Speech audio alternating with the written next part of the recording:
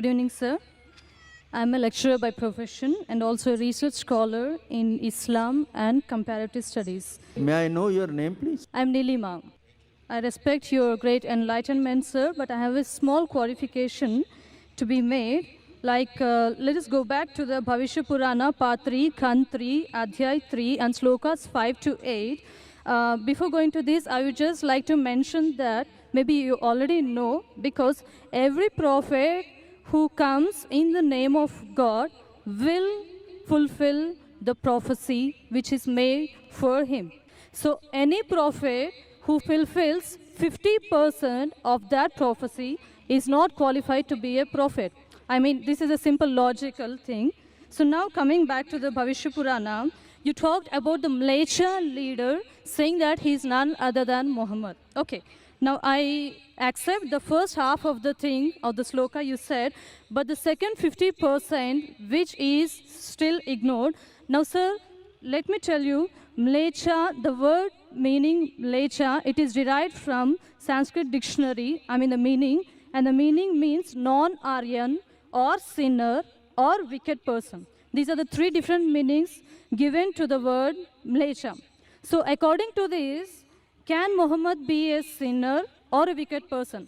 The second part is, the second condition of the prophecy is that he will belong to Marusthal, and in Sanskrit, land of death. Because Maru, it is derived from Sanskrit, Mru. Mru is death.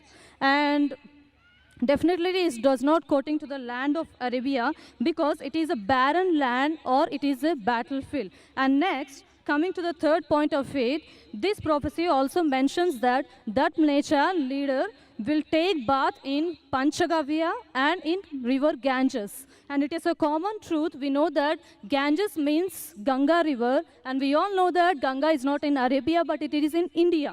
It is a universal fact. And coming to the taking bath in Panchagavya, the meaning of Panchagavya is 5 products of cow. And the products of cow is milk, curds, ghee, urine, cow dung. And now, sir, coming to this part exclusively, this prophecy must be fulfilled by Muhammad, wherein if you show me at least single reference from Quran, wherein Muhammad has taken bath in all these 5 products, that is milk, curds, ghee, urine, and cow dung, I'm ready to accept Islam today. Thank you, sir. Sister has rightly said that if the prophecy that you give, if more than 50% is not fulfilled, then the prophecy is wrong. I agree with you, sister. I agree with you. And I will answer all your 3 queries. Let's see whether you accept Islam or not today.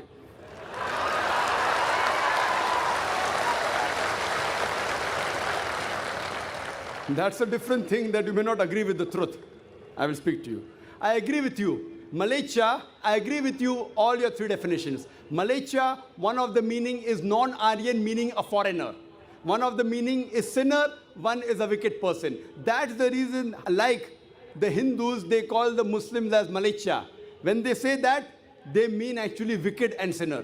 But the other meaning is also foreigner. As far as when I speak, when I quote from any scripture, while quoting and while taking the meaning, it's not necessary that if the word has got 4 meanings, then more than 2 meanings should be correct. No. Even if one is correct, the meaning is right. For example, the Quran says that don't have pig. Today, if you open the dictionary, one of the slang meanings for pig is a cop, means a policeman. So one meaning is pig, the other meaning is a policeman. But naturally, the Quran and the Bible, when the Bible says in the book of Leviticus, chapter number 11, verse number 7 and 8, in the book of Deuteronomy, chapter number 14, verse number 8, and the book of Isaiah, chapter number 65, verse number 2 and 5, when it says don't have pig, it doesn't mean don't have a policeman. If you're a student of comparative religion, if there are 10 meanings, even if one is correct, you have to choose the right one.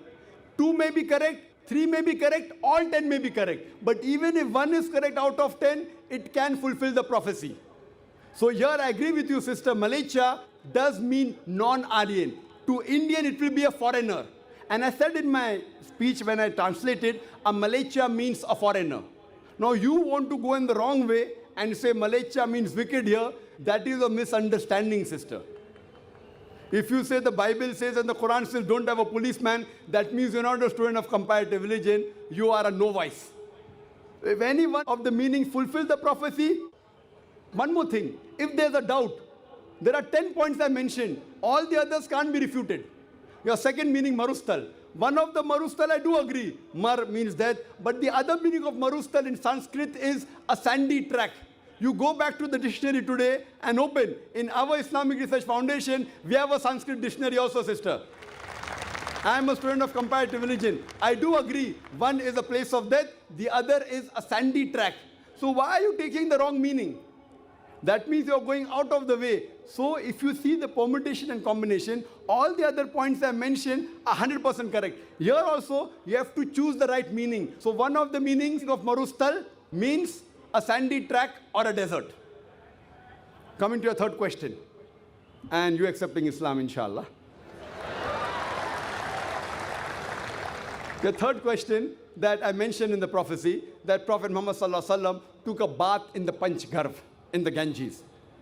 Now here we analyze that when we say, in the Hindu terminology, when you say bath in the Panch Garv, in the Ganges, it means to purify. One means actually you dip yourself in the Ganges, which I don't expect the Prophet came and dipped himself in the Ganges. It means to purify. I did not give the explanation because the lecture is very long. I can speak on this topic for the full day. I did not give details of everything. I can speak on each prophecy for another few minutes, even for us together. So here, having a bath in the Panch Garv means purify. So depending upon the context, it doesn't mean a physical bath. And even if you physically have a bath in the Panch Garv, in the Ganges, not necessarily you will be purified. It is the philosophy of the Hinduism. So here when the prophecy says that Prophet Muhammad, peace be upon him, had a bath in the Panch Garv, it doesn't mean he came here in the Ganges. It means that he was purified by Almighty God. And we believe that all the prophets of God, all, whether it be Moses, Jesus Christ, peace be upon them, and Prophet Muhammad Sallallahu Alaihi Wasallam, all of them were masoom. They were innocent. They were pure. So all the prophets of God, of Almighty God, which he sent down, all of them we consider to be innocent, to be masoom, to be pure. So this answers the question, and I hope inshallah you'll accept Islam, sister. I would just like to throw some light. The sister had asked earlier question, 3 questions. And that reminds me that my daughter who had come last, she had said a song, "Don't talk to me about Muhammad," you know, peace be upon him.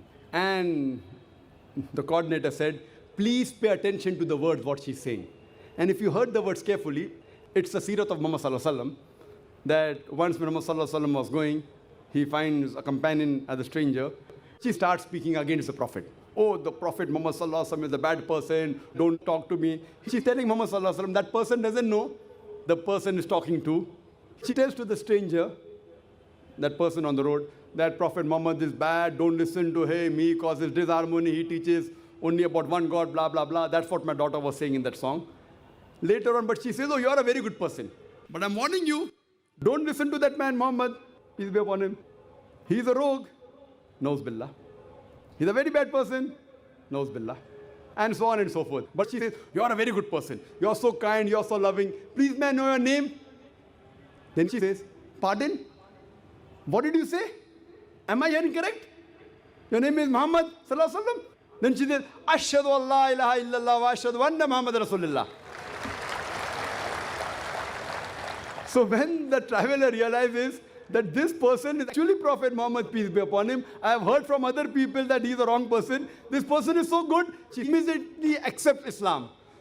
So our dear sister, when she posed so many questions again, I thought it reminds me of my daughter when she was narrating the seerah of the Prophet in that song. The person, the traveler attacking Islam, attacking the Prophet Muhammad Sallallahu Alaihi Wasallam. But when she comes to know the truth, she says the Shahada. So inshallah, our dear sister also will share the Shahada. And I really ask Allah subhanahu wa ta'ala to open her heart.